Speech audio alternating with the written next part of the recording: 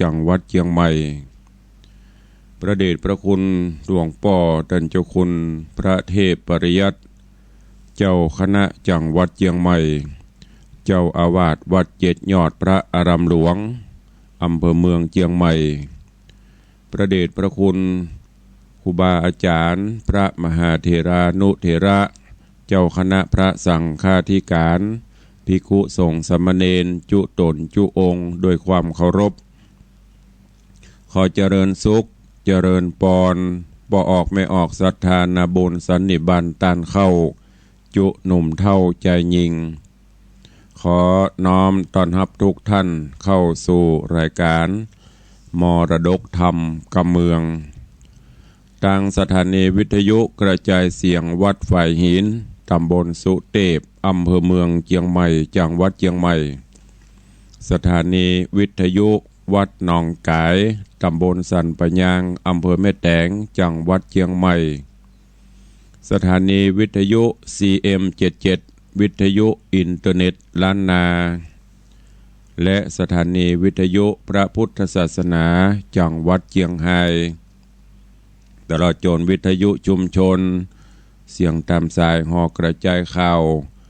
ตามวัดตามวาตามหมู่บ้านต่างๆพร้อมกันนี้เจริญสุขเจริญปอนญาติโยมศรัทธาที่ได้ติดตามรับฟังทางเฟซบุ๊กเฟซไลฟ์ทางเว็บไซต์ต่างๆอาทิเช่นเฟซบุ๊กของวัดวังสิงห์คำเฟซบุ๊กของวัดฝ่ายหินเฟซบุ๊กของ104ธรรมะคลายเครียดเฟซบุ๊กของท่านเจ้าทิตะสิปโปวัดศรีรัตนมงคลล่องยาวตลอดจนเฟซบุ๊กต่างๆที่ญาติโยมได้ปากันแชร์ไลค์คือในกลุ่มเพื่อนๆได้สดับรับฟังกันเนอะรายการนี้ดำเนินโดยอาตมภาพพระครูวิสิทธิ์ศรีลาภรณ์เจ้าคณะตำบลป่าแดดเจ้าอาวาสวัดวังสิงห์คำตำบลป่าแดดตำบลป่าแดดอำเภอเมืองจังหวัดเชียงใหม่เป็นผู้ดำเนินรายการนำเสียงธรรมะมาพบมาป้ากับปอออกไม่ออกศรัทธานาบุญเป็นประจำถึงวันตั้งเชียงใหม่ละปูนลำปางนี่ก็ฟังกันยามเจ้า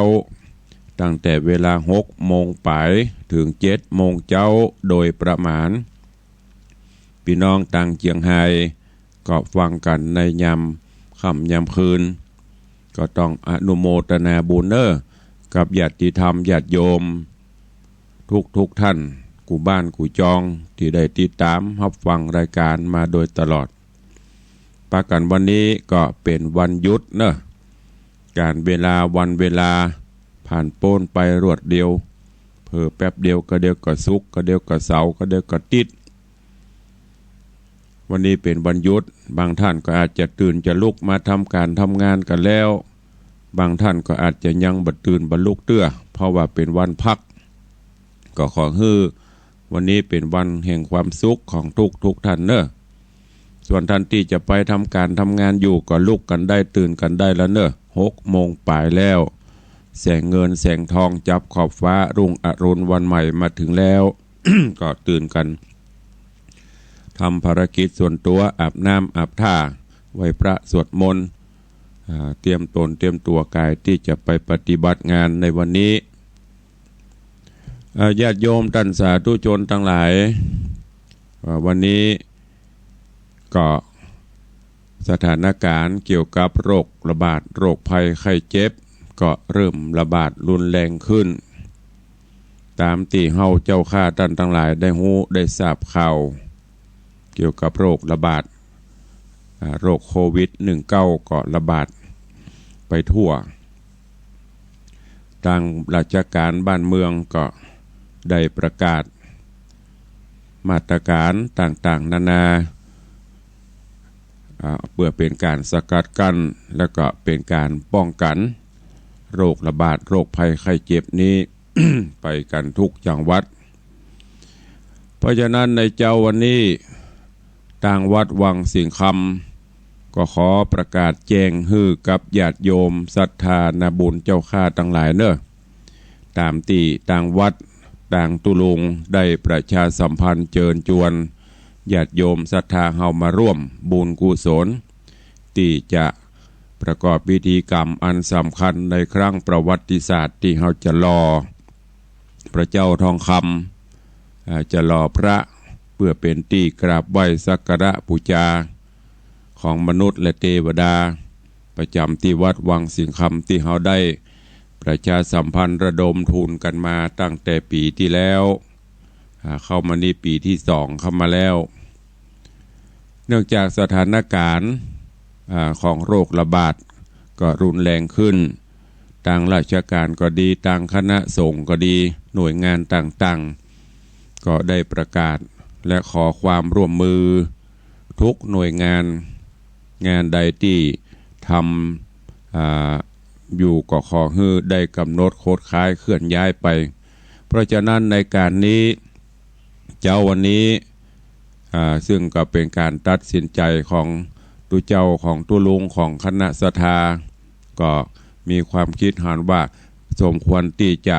เลื่อนงานออกไปก่อนเนอะจะขอเลื่อนออกไปก่อนเพื่อให้ความร่วมมือ กับต่างคณะสงฆ์ร่วมมือกันกับต่างราชการบ้านเมืองที่เปิ้นขอความร่วมมือเพราะฉะนั้นก็ขอแจ้งฮือกับปออกไม่ออกศรัทธานาบุญญาติธรรมทุกท่านเนอะที่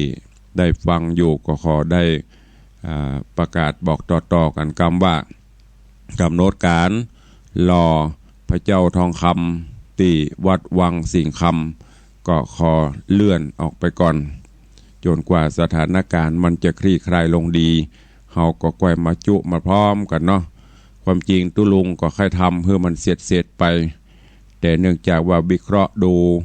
สถานการณ์งานต่างๆมันก็เริ่มจะทวีความรุนแรงขึ้นแล้วก็สถานบุญเฮาที่ค่อยมาก็อาจจะไม่ได้มาจะบ่พร้อมเพรียงกันเนาะเพราะฉะนั้นก็เพื่อให้มันสมกับที่เฮาได้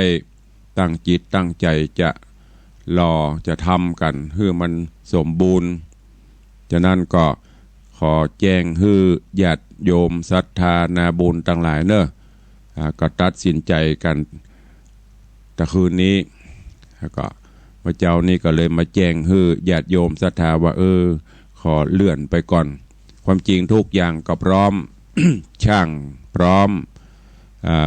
เครื่องไตรยตานอย่างต่างๆก็พร้อมสถานที่ก็พร้อมแต่ว่ามันมีเหตุการณ์สถานการณ์มันบ่ค่อยราบรื่นดีงามเกี่ยวกับโรคระบาดกลัวว่าญาติโยมศรัทธาได้มาร่วมเกิดมีอย่างเกิดขึ้นก็จะเดือดร้อนธรรมะก็เดียวเปิ้นก็จะมาซ้ำตุลุงบรรยายเปิ้นเลื่อนอีแหมะเพราะฉะนั้นเพื่อความ สบายใจของทุกฝ่ายเขาก็รอความจริงแล้วมันเป็นงานมงคลก็คงเป็นอย่างเพราะว่าสถานการณ์ต่างๆปุ่นมันไปตั้งสนามมวยปุ่นมันไปตำบ่อนตำพับปุ่นในวัดในวานี่ก็คงเป็นอย่างแต่ว่าเฮามาอยู่กันหลวงหลายบ่ฮู้ว่าภัยเป็นอันหยังแล้วก็จะต้องมีระบบป้องกันแหมนักก็จะสร้างความยุ่งยากเพราะฉะนั้นก็วันนี้ก็ขอประกาศงานหล่อพระเจ้าทองคำพระสิงคำที่วัดวังสิงคำก็ขอเลื่อนงานออกไปก่อนจนกว่าสถานการณ์มันจะคลี่คลายลงขอเมตตาญาติโยมศรัทธาเฮาทาง Facebook เฟซไลน์ก็ดีขอให้ได้ประชาสัมพันธ์ไปเพราะว่าเผื่อศรัทธาเพิ่นจะบ่ฮู้จะสดมาเดี๋ยวจะว่างานมีไหนอีกในก็ขอเป็นข่าวแรกแจ้งให้ญาติโยมศรัทธาแฟนรายการมรดกธรรมกับเมืองต่างคลื่น104ต่างคลื่นวัดหนองกายต่างคลื่น CM77 ส่วนพี่น้องต่างเชียงไฮ้ก็รับฟังกันได้แล้วก็แจ้งบอกต่อกันไปด้วยแถมข่าวนึ่งก็งานพระราชทานเพลิงศพ พระเดชพระคุณหลวงพ่อท่านเจ้าคุณพระธรรมราชานุวัตรอันนี้มันเลื่อนบ่ได้คล้ายบ่ได้มีเหมือนเดิมเนอะวันที่22เป็นวันพระราชทานเพลิงศพเปิ้นก็เคลื่อนย้ายสรีระร่างของพระเดชพระคุณขึ้นประดิษฐานบนนกหัสดีลิงละที่พุทธมณฑลจังหวัดเชียงรายในวันที่22ก็จะมีงานพระราชทานเพลิงศพพระเดชพระคุณ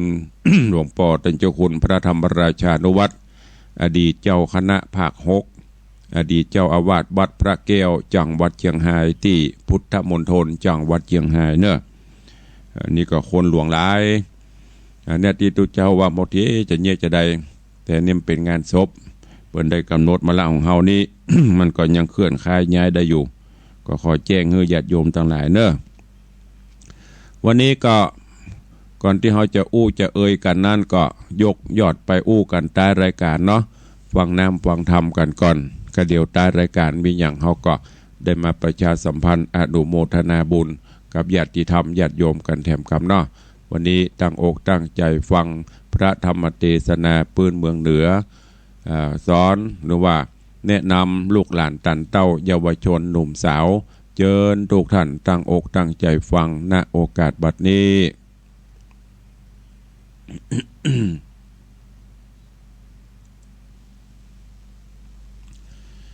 นะโมตัสสะภะคะวะโตอะระหะโตสัมมาสัมพุทธัสสะกาเลนะธัมมัสสวะนังเอตัมมังคลมุตตมันติสาทะโวดุราสปุริสะตังลาย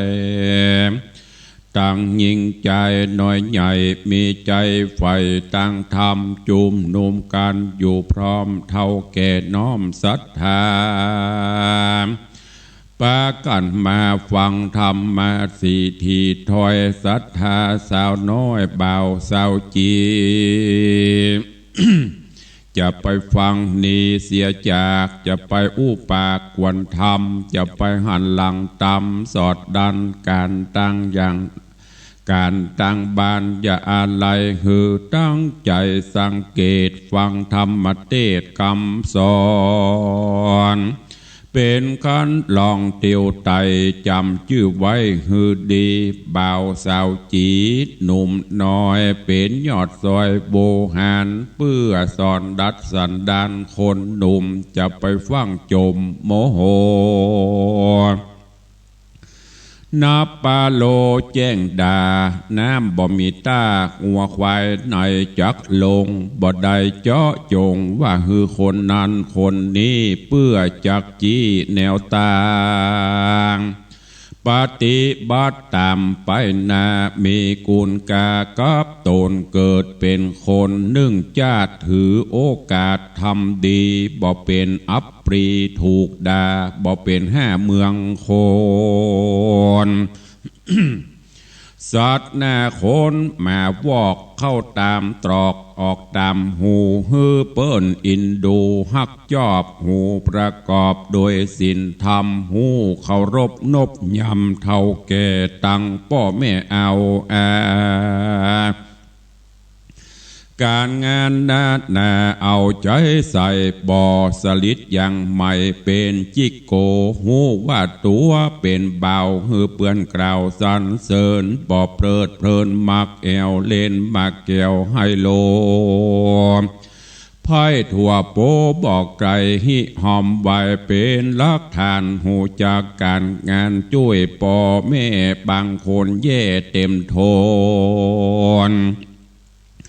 เกิดเป็นคนเสียเป่าบ่หูเต้าถึงการคนลึกตันใบบอดบ่เป็นยอดคนดีการงานมีก็บ่พอละหือป้อแม่โททำเสาะหาเงินคำก็บ่จ้างอยู่กับบ้านขี้ข้านหลังยาว การหันสาวก็มาหล่อใส่แป้งนาไก่ตาวานตั้งเวียการก็บอกไกลไผบอกใครใดเป็นผัวป้อแม่ตัวก็ยังหูว่าจมเมื่อเจ้าก็ยังบ่มอยู่ที่นอนลับเหมือนขอนจัดลาดเปิ้นบ่เลิกลูกกาดมาเสาะทำหากินเข้ากลางวันเราบ่ไปไหน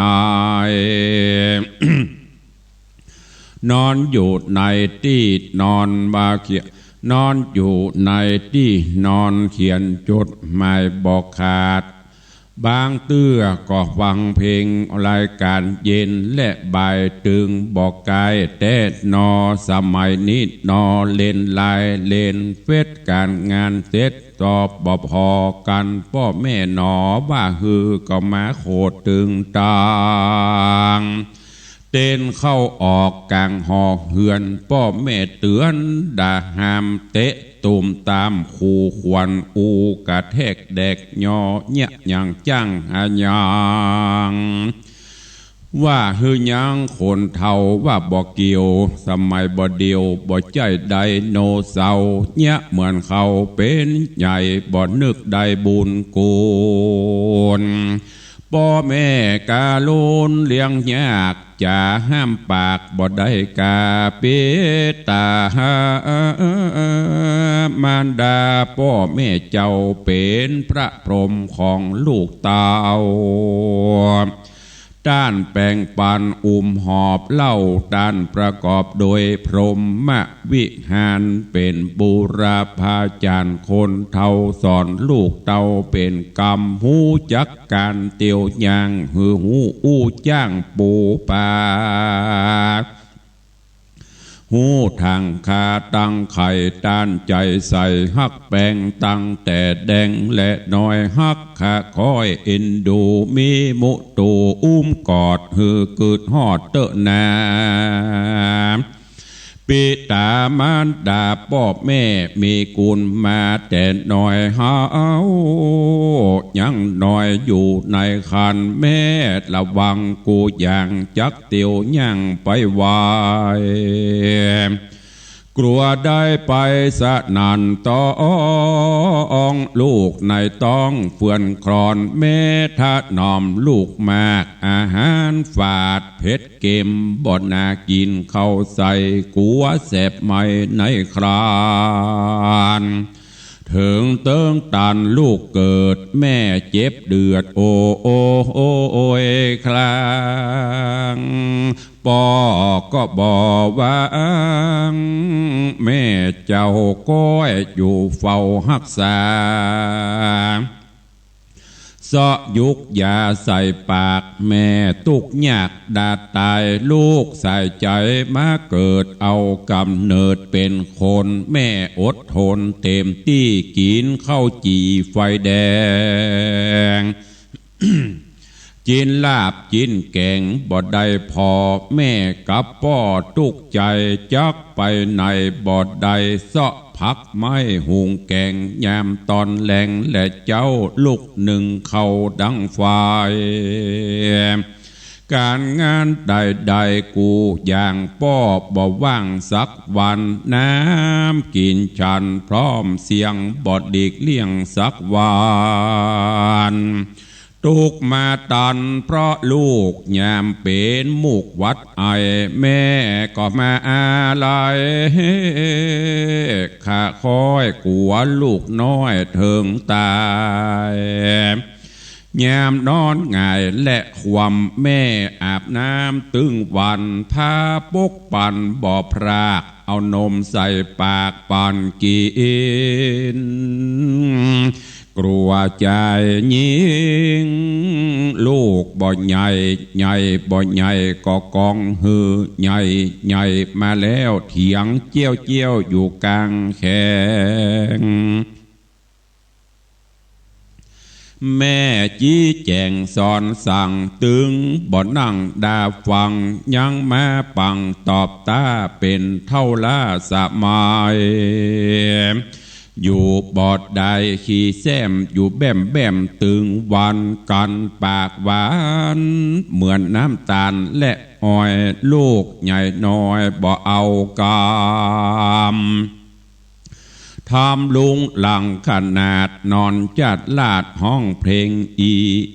การงานมีบอกไกลการงานลื่นเลิงมีที่ไหนปากันไปถือโอกาสขอเงินพ่อแม่ไปเพลิดเพลินแอวเล่นเข้าไปแอวเล่นขึ้นเต้นตามงานต่างๆนานาพ่อแม่หาไว้บ่ปอทรนากันบ่ฮือกาก็มาโจมสามเตะตุ้มตามออกบานจักประท้วงโอดโดดน้ำกินยาลูกบุตรตาก็มาข้ามพ่อข้ามแม่กันอย่างอีเต้ขอเมตตาฮือกลับตัวอย่าปาโลสอนยากจักเป็นบาปติดตามพ่องไปงานบดดีได้กะตีต่อยเปเปิ้นสุยน้อยก็มาเก่งลูกกุยเข้าตะลุยตีต่อยมาแตกบอนง่อยในงานสร้างลำคาญยุงหยาปาเป็นบาปกับตัวหวังว่าเปิ้นจะนิยมอวดตัววันแน่ลักติเต้เปิ้นก็มาจังเสียเงินคำไผก็บ่ใจ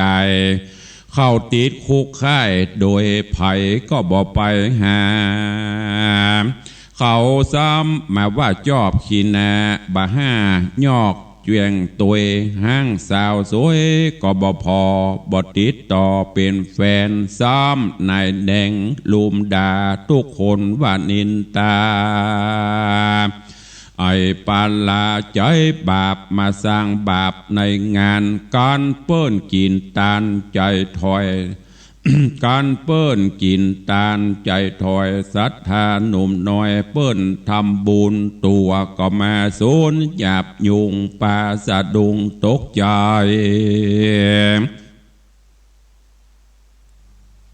สติไหลปังปาดเกิดแถมชาติก็มาเป็นคนใบประสาทกามสร้างมาหาบอบเวนเดินตามเส้นแนวต่างตามพระพุทธทางเตโดยสังเขปกถาว่ากรรมมุนาวันตานติโลโกสัตว์โลกย่อมเป็นไปตามกรรมดังเนพระพุทธเจ้ากล่าวจี้กวนจำอย่าสะล้ำตัวเก่าเกิดพบเข้าศาสนาวันเวลาอย่าได้พลาดถือโอกาสทำดีละเสียตีความจัวอย่าเกลือกลัวมัวมองตัวเฮาตรองพอก่อนยังหนุ่มอ่อนในวัยดาดนิสัยได้ง่ายจะเพียบไว้ยังมีไม้ก็ดีที่มันอ่อนดัดเสียก่อนยังแปะกันว่าไม่แก่แต่ดัดก็บ่ไหวจากเสียใจเมื่อลาอย่ารอท่าเวลาการหิหาหือมันใจสอดดันสินธรรม หูขะยันยามหนุ่มจักได้จุมเจยบานยามสังขารแก่เท่าดังกำเก่าโบราณอ่านอาจารย์กล่าวไว้หนุ่มสู้ได้การงานจักสำลานตอนปลายยามหนุ่มจอบสบายจักได้หายเมื่อปลายมือการเดถืออย่าพลาดเป็นโอกาสตั้งเจริญเสาะหาเงินเสาะหาเงินเต้วอย่าได้มักแอวกินสุราตังกัญชายาฝิ่น ยามาบ้าบินฟินหออย่าหลักจ้อลวงพรางอย่านอนวันกินแอวเล่นบักแก้วไฮโลมาสวมหัวเป็นหมู่จ่าฟู่อูเรื่องสาวอย่าได้ มาเป็นคนที่ว่ายากสอนยากเนินนายเป็นเจ้าให้เจ้านาอย่าได้มาตีกองทำจองห้องแข่งฟ้ามาขี่ม้าแข่งตาวันโมดเงินคำบอดเต้าบ่ใจเจ้านายโตอย่าได้แต่งตัวล้ำมอกเฮาบ้านนอกหูดีดูท่าทีพอออกบางคนมอกเหยาไว้ป้อแม่ส่งไปเฮียนต่อกลับไปล่อกัญชายามา ยาบาคบเปื้อนกาที่บดดีเอายาฝิ่นกัญชาเข้าบ้านถิ่นขอกเงินเอาไปเพลิดเพลินกินแอวเมาสาวแถวแอวบ่ศึกษาหันมาหลายนี่เล่าพ่อแม่หาส่งเฮือเจ้าโจรปอบ่ซื้อใจกินน้ำเขาเป็นนี่เป็นศีลบ่ว่าย้อนลูกลาไปเฮียนนึกว่าเจ้าเพียรอุตสาหกับอย่างว่าเลวสามเป็นอันตะผ่านค่ำป้อค่ำแม่อย่างอีเต้บอดีเห็นนาจะขอจะเรื่องลูกลาสาวเป็นเรื่องยาวติดต่อฮือกึดพอยาวไป อ่านว่าลูกแม่ยิงตั้งลายหนุ่มน้อยเปรียบเหมือนดอกซอยบุพาพามัดลาตอมไตกลิ่นลดไม่กวนโจมเป็นที่นิยมหักจอบกะเกสรดอกหอมบานเมินบอดนานเหี่ยวแห่งปู้เพิ่งแย่งเกสรจะรดหอมหมดเสียงกลับหลีกเลี่ยงบินไกลบ่อะไรไฟห้อยเพียบสาวหอน้อยสาวในวัยบอกว่าภัยก็มาอยากใดอย่าไปไร้ปัญญาปล่อยตันหาเข้าครอบเปรียบเหมือนดอกที่บานไผ่บ่ต้องการและพอเถิงรูปหล่อใจสามขี้ข้านการก็มาซ้ำหายไผ่บอกใครใดเป็นแฟนยังมีแขวนล่องไตไปเสาะไซห่างเงินการแก่เกินซ้ำยากมาลำบากมันดาลูกอาจได้ลูกน้อยมาฮือพ่อคนรูปหล่อสลามแยมหนุ่มกำใจแยมหนุ่มกำใจง่ายบ่อิ่มใกล้ตันหา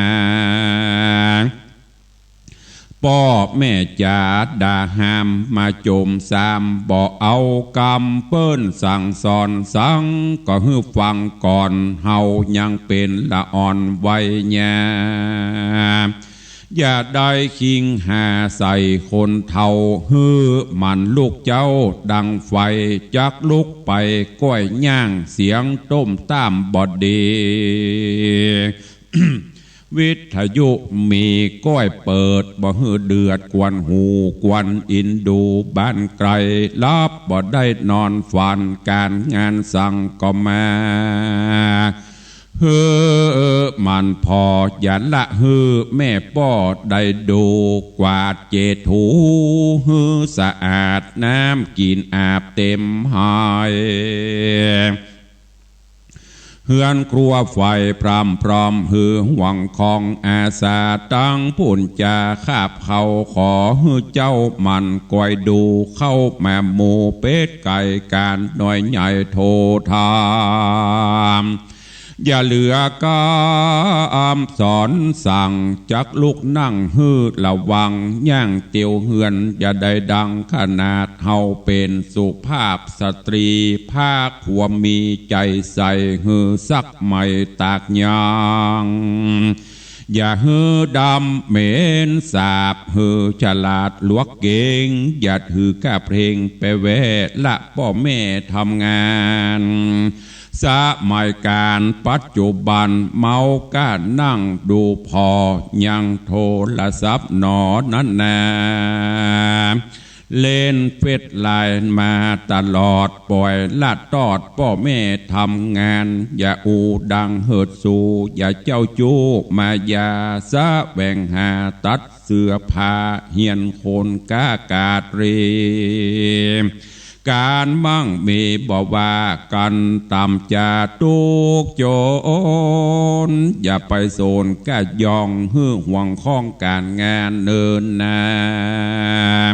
ศรัทธาหาตังหลายตั้งยิ่งใจหนุ่มเทาโดยเฉพาะลูกหลานนั้นเราฟังแล้วขอให้เจ้านำไปคิดพิจารณา ตามโอวาทในปิตามันดาการงาน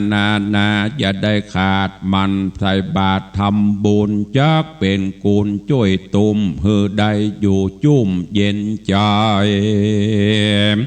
เหมือนน้ำไหลออกบ่อมันปฏิบัติแม่ป้อเป็นบุญพัลลากุศลเลิศลำเลิศจักได้เกิดเมืองสวรรค์ปัจจุบันชาตินี้พระบอกจีเป็นตรากตะเวทิตาธรรมขอโจดจำไว้หือมันยาวบอดสันตั้งแต่เก้าถึงปลาย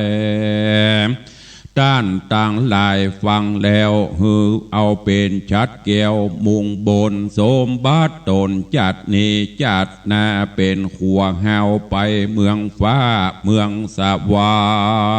รค์พระนิพพานเป็นยอดได้โปนขอดภัยมันก็มีโดยประการดังกล่าวมานี้แหละนะเนติตังสังวันนาวิเศษจะห้องเหตุธรรมเทศนาเตือนสตินาสอนหนุ่มเบาสาวจีก็บังโกมสมเรศสเดช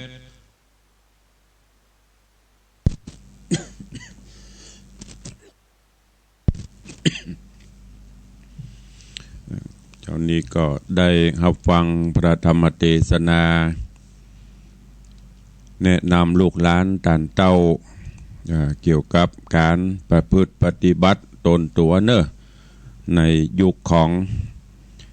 สังคมก้มหน้าก็นำมาเทศนา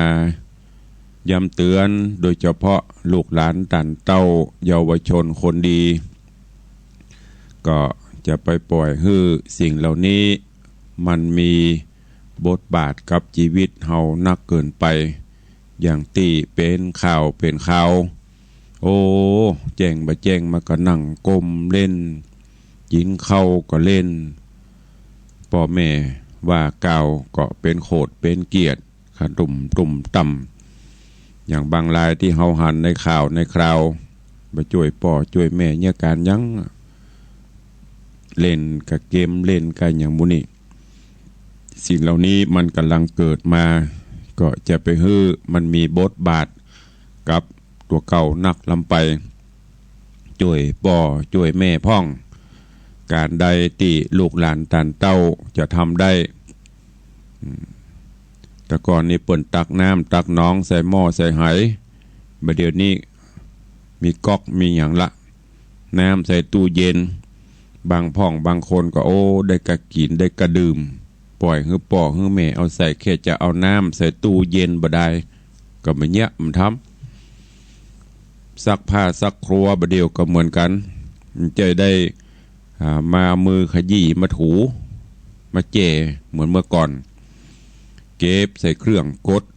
ปุ่มบ่ได้แล้วก็เอาไปตากต้าน จะไปปล่อยป่อปล่อยแม่ตุกนำไปปล่อยให้เปิ้นเนี่ยให้ปะตกปะเสียงบางพ่องก็ป้อเป็นบ่าวเป็นสาวเป็นใหญ่เป็นใหญ่หน้ากล้าบานขึ้นมาละการใดที่ควรจะช่วยป่อช่วยแม่ทำก็ขอเมตตาลูกหลานตันเต้าเยาวชนคนดีเนอะทำช่วยป่อช่วยแม่ไปกะเปิ่นไปทำการทำงานตั้งนอกมากระเนตเหนื่อย ก็ไม่ได้ทำเพื่อไผก็ทำเพื่อเฮาอันเป็นลูกเป็นเต้านั่นน่ะอนาคตของลูกของเต้าพ่อแม่อดทนเหน็ดเหนื่อยจะได้ก็ทนเพื่อฮื้อได้เงินทองมาส่งเสียฮื้อลูกเต้าเราหลานได้ห่ำได้เฮียนได้ดีเหมือนเปิ้นเพราะฉะนั้นก็ฝากไว้กับลูกหลานตันเต้าเยาวชนคนดีตัวเองตั้งใจห่ำตั้งใจเฮียนจะไปเมาคบกันในทางตีบดีจะไปเมาไปสัมมาเลเทเมามันมีไผที่จะตักจะเตือนมันมีไผที่จะฮักเฮาเต้าป่อเต้าแม่เต้าพี่น้องเปื้อนก็คือเปื้อนเฮาต้องแยกแยะออกเนอะจะไปหันเปื้อนหันฟูงดีกว่าป่อกว่าแม่เวลาเจ็บเป็นมาเวลามีอย่างเกิดขึ้นก็บ่โปนป่อบ่โปนแม่ก็จะต้องบางเตื้อก็น้ำตาโตกกับลูกกับเต้ากินข้าวกับน้ำตาความตุกอกตุกใจของพ่อของแม่นั่นตุกกับการกับงานยังเท่าใดแต่มาตุกอกตุกใจกับลูกกับเต้าจะไปเป็นลูกเกาะเอาพ่อเอาแม่ไปเกาะลูกกรงเอาพ่อเอาแม่ขึ้นโรงขึ้นศาลการศึกษาประเด็นนี้โอ้พอลงมีการด็อกเตอร์ปริญญาตรีปริญญาโทปริญญาเอกเต็มบ้านเต็มเมืองแต่เหตุการณ์ต่างๆก็เป็นไปในทางที่เฮาหู้ข่าวทราบข่าวนะเพราะฉะนั้นก็ตุลุงก็เป็นห่วงยิ่งสถานการณ์บ้านเมืองปัจจุบันนี้ต้องแข่งขันด้วยการศึกษาห่ำเฮียนโดยใบปริญญาเฮาก็ต้องมันห่ำมันเฮียนเนอะไม่ใช่ว่าโอ้ไปเฮียนโดยเปิ่นเขือกกันไปเข้าหั่นเข้านี่โรงเฮียนไหนดีโรงเฮียนไหนดังโรงเฮียนนั้นดีครูเปิ่นก็สอนดีแต่เฮานั่นแหละถ้าไปเฮียนสถานที่โรงเฮียนดีๆดังๆแล้วเฮาเฮือมันเด่นมันดีจบการศึกษาดีมีความประพฤติเรียบร้อยมีความอ่อนน้อมถ่อมตนมีสัมมาคารวะแล้วก็เป็นลูกที่ดีของพ่อแม่เป็นลูกศิษย์ที่ดีของครูบาอาจารย์เป็นพลเมืองดีของประเทศชาติบ้านเมืองอันเนี้ยเป็นสิ่งที่น่าสรรเสริญเยินยอยิ่งเนอะก็ฝากไว้กับญาติโยมทั้งหลายลูกหลานตันเต้าเยาวชนคนดีตัวที่ได้ฟังรายการในเจ้าวันนี้ ตลอดจนญาติธรรมญาติโยมเฮาก็ตามที่เป็นพ่อบ้านแม่บ้านก็จะไปละศีลธรรมหลักธรรมคำสอนขององค์พระชินวรสัมมาสัมพุทธเจ้าและยิ่งในปัจจุบันนี้ก็ยิ่งจะต้องใจนักขึ้นเพิ่มนักขึ้น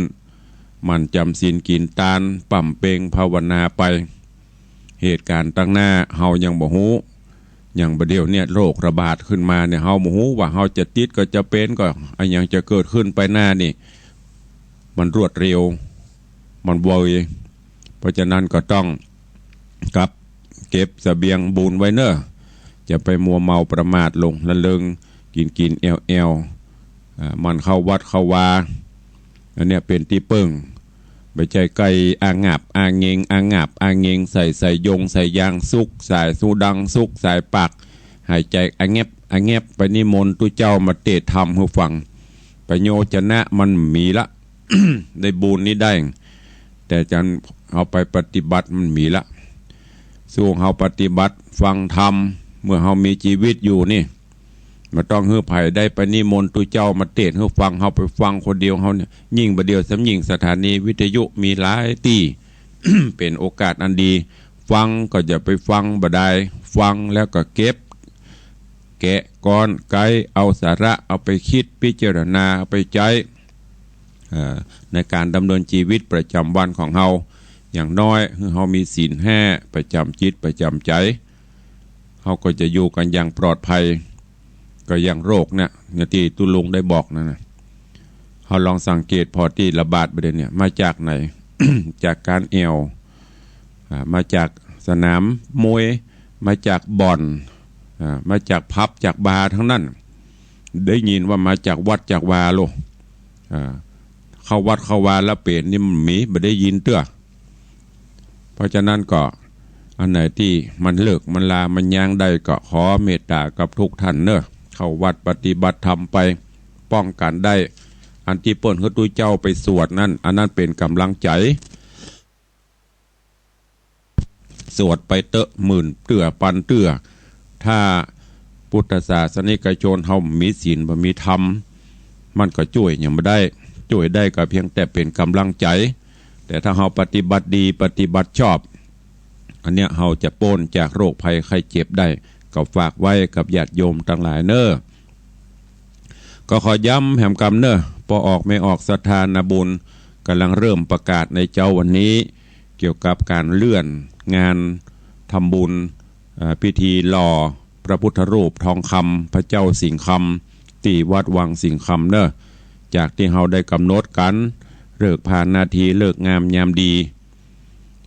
เนี่ยที่เราจะรอกันในวันศุกร์ที่3 เมษายนนี้ทางวัดก็ขอประกาศเลื่อนออกไปก่อนเนอะเพื่อให้สถานการณ์มันดีงามเลิกงามยามดีกว่านี้เราจะได้มาพร้อมกันได้หูได้หันส่วนที่ญาติโยมได้ให้ได้หอมมาก็ไม่ต้องกลัวกับเก็บไว้เนี่ยแม้แต่ทองที่เฮานี้ก็เก็บฝากไว้ที่ตู้นิรภัยของธนาคารรอคือเหตุการณ์ต่างๆมันดีงามศรัทธาได้มากินมาพร้อมร่วมเติงกันเฮาก้อยกำหนดวันกันแถมกรรมเนาะตุลุงก็ขอสุมาอภัยตัวเนอะความจริงอย่างนี้อย่างที่บอกนะเฮาเตรียมพร้อมกันหมดละช่างก็พร้อมสถานที่พร้อมอะไรอย่างก็พร้อมแต่ว่าสถานการณ์เกี่ยวกับโรคระบาดก็กลัวญาติโยมมาเกิดมาติดมาอย่างมากาภัยมาเฮาก็โมโหภัยเป็นจะได้พ่องเพื่อป้องกันชีวิตและทรัพย์สินโดยเฉพาะชีวิตเป็นสิ่งสำคัญดังนั้นก็ขอแจ้งเฮ้อเนอะกับญาติโยมศรัทธานาบุญเฮาที่ได้ฟังบางท่านบ่ได้ฟังก็ขอเมตตาเนอะอีพ่ออีแม่ที่ฟังอยู่บอกต่อๆกันไปส่วนท่านที่จะให้จะหอมบุญหอมกันได้ไปตลอดเรื่อยๆอยู่โดยเฉพาะเขาจะสร้างแท่นประดิษฐานพระพุทธรูปองค์นี้ก็ยังขาดจตุปัจจัยอยู่ถ้าพอมีที่จะสละจ่ายเป็นตานก็หอมกันได้จะโอนมาหรือจะมาห่วมบุญก็มาได้เพราะว่ามันมีหลายหรอกมากำ2-3 คนนี่มีอย่างบ่เป็นอย่างเนอะมันจะว่าโอ้ไปไหนสักตีอีกกับใจแต่ว่างานมันใหญ่อย่างที่วัดมีงานอย่างที่พอออกไม่ออกเกยมานั่นนะ ธรรมากรรมนี่คนมันหลาย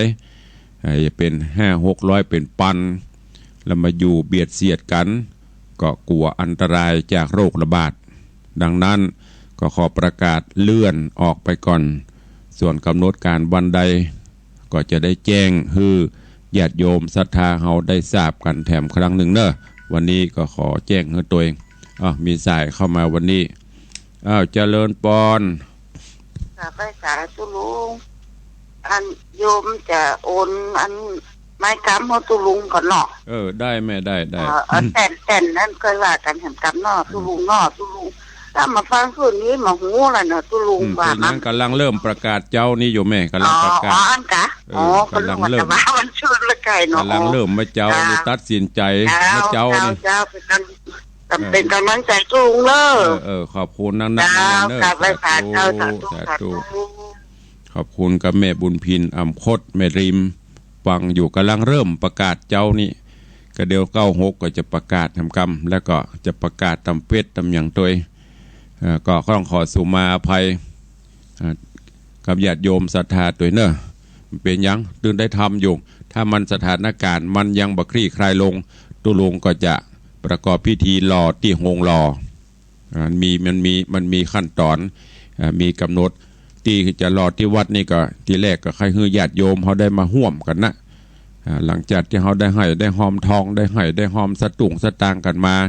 จนพร้อมที่จะรอแต่เหตุการณ์บ้านเมืองมันเป็นจะอี้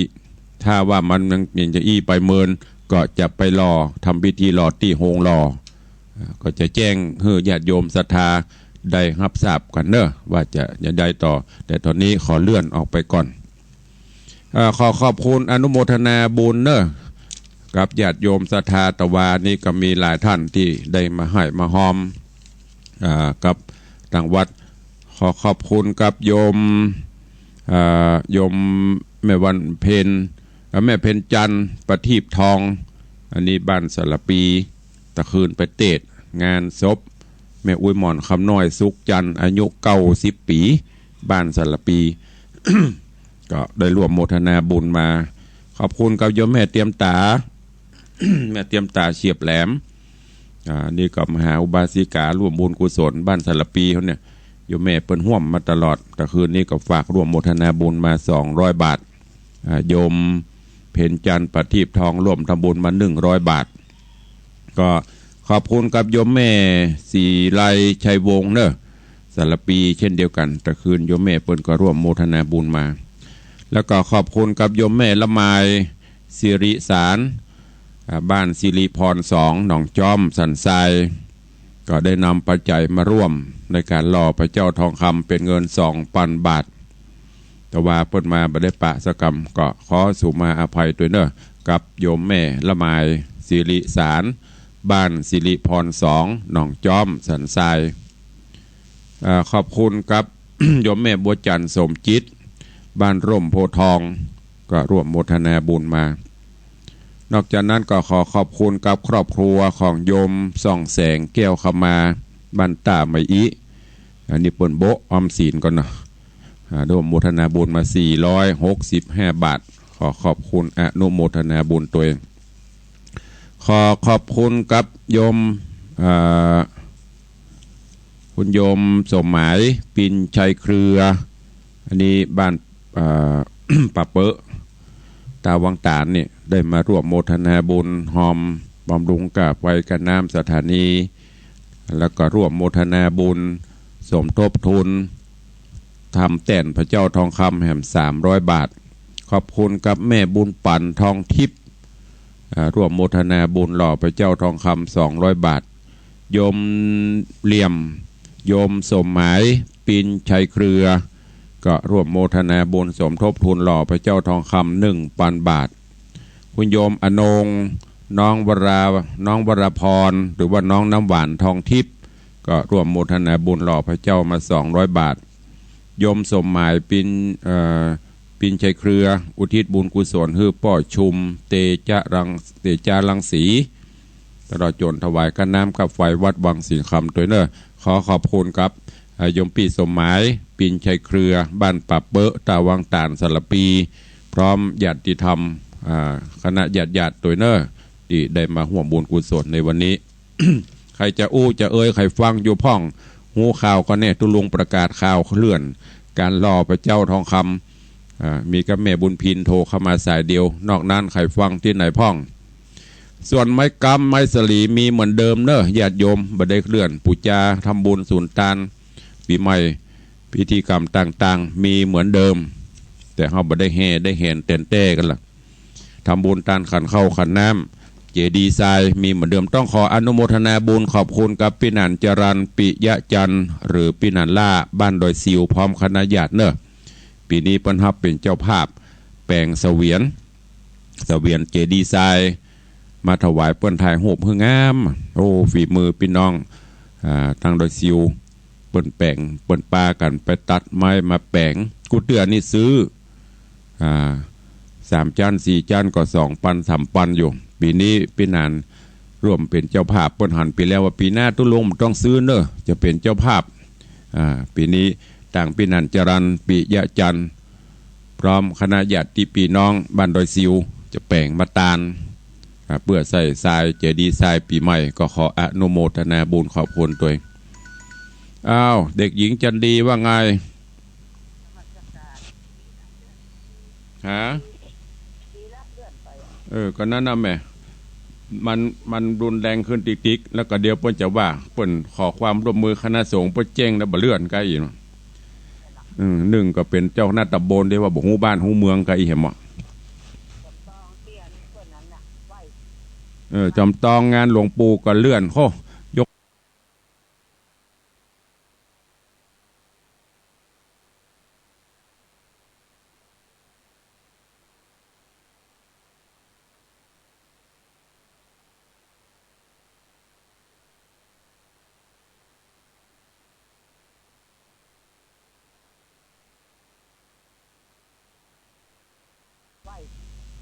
จอมตองงานหลวงปู่ก็เลื่อนโคยก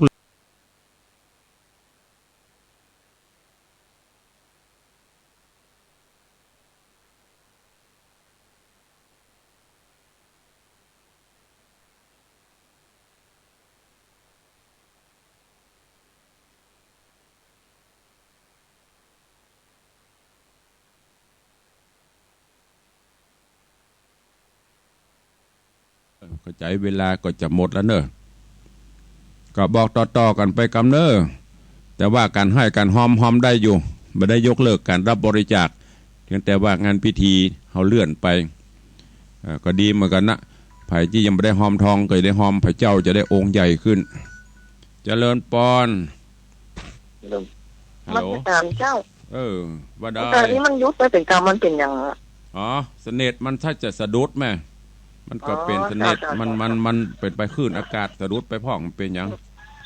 การเข้าอะไรอย่างเจ้า ฮะ การเข้าอะไรอย่างเจ้าโยมไปแต่ว่า เดี๋ยวจะเช็คคำกันให้เข้าละแล้วเดี๋ยวก็ของแม่500เจ้าถ้า500เนี่ยมันขึ้น แต่ถ้าว่ามันต่ำเนี่ยมันบะเด้งมาบอกเจ้าเจ้าขอบคุณนะแม่เนอะโอกาสหน้าเจ้าเดี๋ยวเลื่อนไป